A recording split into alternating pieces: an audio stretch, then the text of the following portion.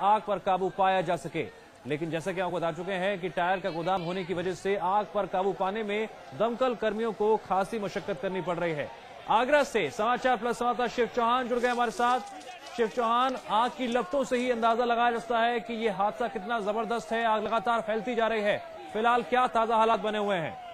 देखिए दिव्यांग, बताना चाहूंगा शायद थाना ताजगंज इलाके के कैरी मोड़ पर ये गोदाम है, इसमें टायर, पुराने टायर भी आते हैं, नए टायर भी आते हैं। करीब 8 बजे किसी कारणवश इस गोदाम में आग लगती है। आग को देखते हुए आस पड़ोस स्थानीय लोग हैं, उन्होंने किसी भी स्थानीय पुलिस को सूचना दी। स्थानीय पुलिस ने फायर ब्रिगेड को मौके पर बुलाया। स्थिति को देखते हुए करीब आधा दर्जन फायर ब्रिगेड को मौके पर बुलाया गया, लेकिन फिर भी अब तक 8 बजे से अब तक आग पर काबू नहीं पाया जा सका। आग किस कारण लगी है अभी पता नहीं चल सकता है। मालिक भी इस गोदाम का सामने नहीं आ रहा। जी शिव, इस भीषण आग के हादसे में किसी के हताहत होने की खबर तो नहीं आ रही?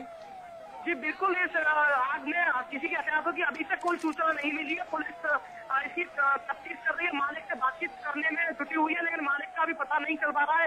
अभी तो ये पता नहीं है कि फैक्ट्री में कोई मौजूद था या नहीं था। जी जी शिव, एक और अहम बात आपसे जानना चाहेंगे कि जिस क्षेत्र में ये दुकान है, टायर का गोदाम है, क्या वहां पर आसपास भी और भी दुकानें हैं, गोदाम है, वहां पर लोगों को बाहर निकाल लिया गया है? एहतियातन क्या क्या कदम उठाए गए हैं?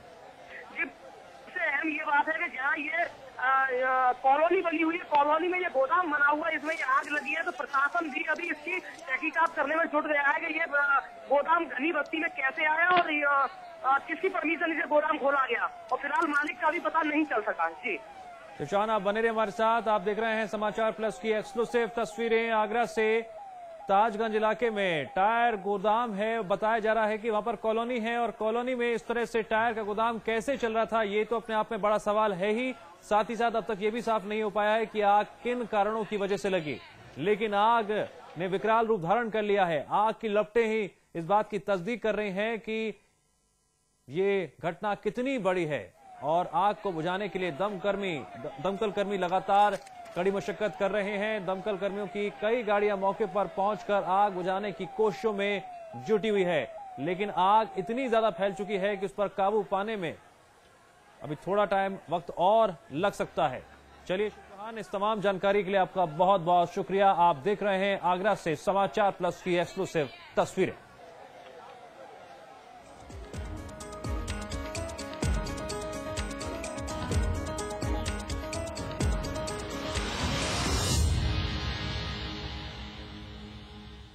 शनिवार को पाकिस्तान के प्रधानमंत्री परवेज अशरफ अजमेर शरीफ पहुंच रहे हैं, लेकिन अजमेर शरीफ के दीवान जैनुल आबदीन ने उनका स्वागत करने से मना कर दिया। दीवान ने कहा कि भारतीय सैनिकों का सिर काटने का काम पाकिस्तानी सेना ने किया, ऐसे में पाकिस्तान के पीएम का स्वागत करना शहीदों का अपमान होगा। पाकिस्तान के पीएम राजा परवेज अशरफ की भारत यात्रा के विरोध में खड़े हो गए हैं। विरोध अजमेर शरीफ के दीवान जैनुल आबदीन कर रहे हैं। वह पाक पीएम के अजमेर शरीफ आने का विरोध करेंगे और वह उनके लिए जियारत नहीं करेंगे। उन्होंने कहा, अगर मैं पाकिस्तान के पीएम की जियारत में सहायता करता हूं तो उन शहीदों का अपमान होगा जिनका सिर एलओसी पर पाकिस्तान सेना ने काट लिया था। उन्होंने यह भी कहा कि उन्हें पता नहीं है कि वह यहाँ पर क्यों आ रहे हैं। पाकिस्तानी पीएम शनिवार को अजमेर शरीफ की दरगाह पर जियारत के लिए पूरे परिवार के साथ पहुँच रहे हैं। उनकी यात्रा के दौरान दरगाह में जाकर के किसी प्रकार का ना तो मैं स्वागत करूंगा और ना मैं अपनी उपस्थिति वहां पर जाहिर करूंगा, क्योंकि मेरा वहां जाकर के उनका स्वागत करना देश के उन सभ्य नागरिकों का अपमान होगा और हमारे जो फौजी जो हमारी सरहदों की हिफाजत कर रहे हैं उनका अपमान होगा। आतंकवादी घटनाएं भारत के अंदर कारित करवा करके वो यहाँ के अमन शांति के माहौल को जो है वो गंदा करने की कोशिश कर रहे हैं। गाजियाबाद विकास प्राधिकरण बोर्ड की 133वीं बोर्ड बैठक में आज 2622 करोड़ के वार्षिक बजट को मंजूरी दे दी गई। इस बजट में जहां 1825 करोड़ के व्यय का प्रावधान है, वहीं 1628 करोड़ रुपए की आय भी प्रस्तावित है। जीटीए बोर्ड की बैठक में लिए गए निर्णयों के अनुसार इस साल जो व्यय किया जाएगा उसमें 800 करोड़ भूमि अर्जन पर और 750 करोड़ विकास के अन्य कामों पर खर्च होंगे। उम्मीद की जानी चाहिए कि इस बोर्ड बैठक में लिए गए निर्णय के बाद गाजियाबाद में विकास के कामों में और तेजी आएगी। गाजियाबाद विकास प्राधिकरण की 133वीं बोर्ड बैठक में आज 2622 करोड़ के वार्षिक बजट के अलावा भी कई महत्वपूर्ण प्रस्तावों को मंजूरी दी गई। इसमें सबसे महत्वपूर्ण है गुजरात का लिफ्ट एक्ट, जिसको जीडीए ने एडॉप्ट कर लिया है। इसके साथ ही गाजियाबाद के इंजीनियरिंग और मैनेजमेंट कॉलेजों को भी कवर्ड एरिया के मामले में राहत दी गई है। विकास के कई कामों को लेकर बोर्ड बैठक में निर्णय लिए गए हैं। केंद्रीय गृह राज्य मंत्री आरपीएन सिंह शहीद सीओ जियाउल हक के परिवार से मिलने उनके पैतृक निवास जुआफर गांव पहुंचे। पीड़ित परिवार से मिलने के बाद उन्होंने कहा, सीओ की हत्या राज्य सरकार और पुलिस की नाकामी को दर्शाती है। अब केस सीबीआई के पास आया है। सीबीआई जांच हमेशा निष्पक्ष होती है।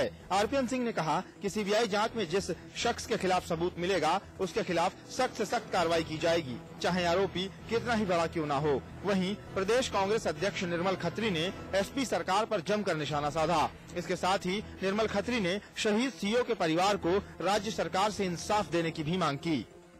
इसीलिए ये केस सीबीआई में आया है। मैं किसी सीबीआई में आया है। सीबीआई जैसे कि मैं पहले बोल चुका हूँ, एक इंडिपेंडेंट बॉडी है। कोई भी व्यक्ति कितना भी बड़ा हो, अगर इसमें इस मर्डर में रहेगा और उसको कोई भी सबूत सीबीआई के हाथ में आएगा, कोई भी व्यक्ति हो, उस पर कड़ी से कड़ी सजा अवश्य हो। यूपी के माननीय होंगे मालदार। हम बात कर रहे हैं यूपी के विधायकों की। सभी दलों के विधायकों ने उत्तर प्रदेश में अपनी तनख्वाह बढ़ाए जाने की मांग की है। वजह बताया है महंगाई को। सरकार ने भी हामी भरी है। ये तो नहीं बताया कि वेतन कितना बढ़ेगा, लेकिन ये जरूर कहा कि विधायकों के वेतन और भत्ते बढ़ाए जाएंगे। माननीयों की जेब गरम करेगी सरकार। उत्तर प्रदेश सरकार प्रदेश के विधायकों को खुश करने जा रही है। अब उत्तर प्रदेश में विधायकों के वेतन और भत्ते बढ़ाने की मांग को मानने जा रही है सरकार। सदन में मामला उठाया बीजेपी के विधायक सुरेश खन्ना ने। कहा, पद और प्रतिष्ठा में विधायक सबसे बड़े नौकरशाह से भी ऊंचे हैं, वेतन उनका चपरासी से भी कम है। ये भी जोड़ दिया कि महंगाई इतनी ज्यादा है कि इस तनख्वाह में एक कप चाय पिलाना भी किसी को मुमकिन नहीं है। वेतन को महंगाई की दर से जोड़े जाने की बात की। बात भाजपा विधायक की हो, समर्थन मिले कांग्रेस का, ये कम ही होता है, पर बात अपने वेतन भत्तों की हो तो बुराई ही क्या है। वैसे वेतन और भत्ते मिलाकर यूपी में हर महीने विधायकों को 50,000 रूपए मिलते हैं, पर बेसिक तनख्वाह है सिर्फ 8,000। माननीय इस बात पर अड़ गए हैं कि बेसिक वेतन और भत्ता बढ़ाया जाना चाहिए। कम से कम नौकरशाहों से ज्यादा तो ये होना ही चाहिए। नेता प्रतिपक्ष ने साफ कर दिया कि मामला स्पीकर के पास है, इसलिए कुछ बोलेंगे नहीं, पर इतना तो साफ है कि उनकी ना में ही पूरी तरह से उनकी हाँ है। अब सरकार को विपक्ष को खुश करने का मौका मिले तो कहाँ चूकने वाली। सदन में संसदीय कार्य मंत्री ने खुद ही कहा कि इतने कम वेतन में ईमानदार रहना मुश्किल है। बाहर उनके साथियों ने भी कुछ इसी अंदाज में बात की। सरकार के राजस्व मंत्री अंबिका चौधरी ने ये तो नहीं बताया कि वेतन कितना बढ़ेगा, पर यह जरूर कहा कि उत्तर प्रदेश के माननीय अमीर होने जा रहे हैं। यूपी में 40% से ज्यादा बच्चे कुपोषण का शिकार हैं।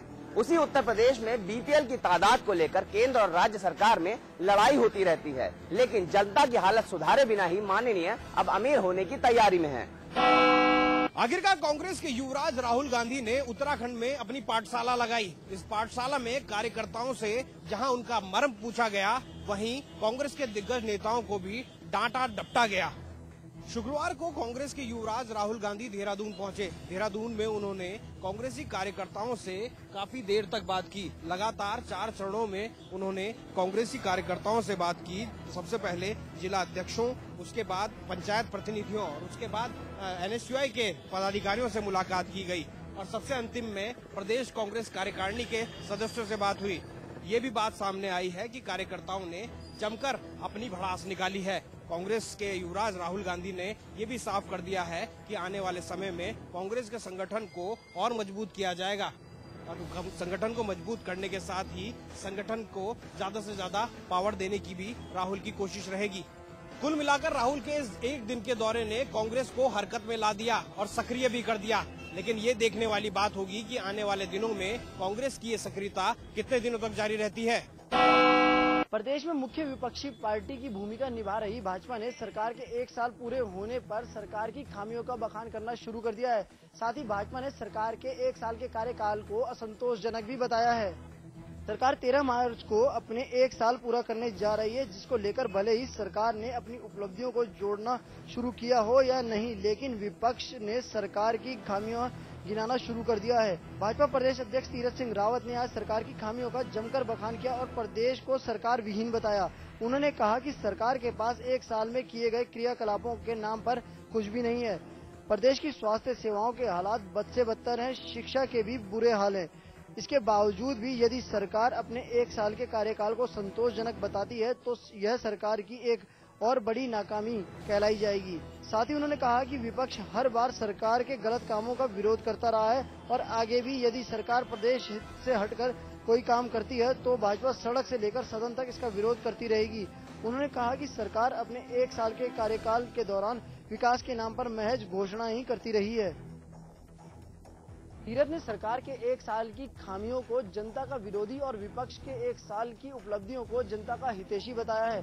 उन्होंने कहा कि आने वाले निकाय चुनाव और पंचायत चुनाव में इसका साफ असर देखने को मिलेगा। संघ लोक सेवा आयोग यानी यूपीएससी के इम्तहानों में अंग्रेजी को क्वालिफाइंग के बजाय कंपलसरी किए जाने से उत्तर भारत के प्रतियोगी छात्रों की बेचैनी बढ़ा दी है।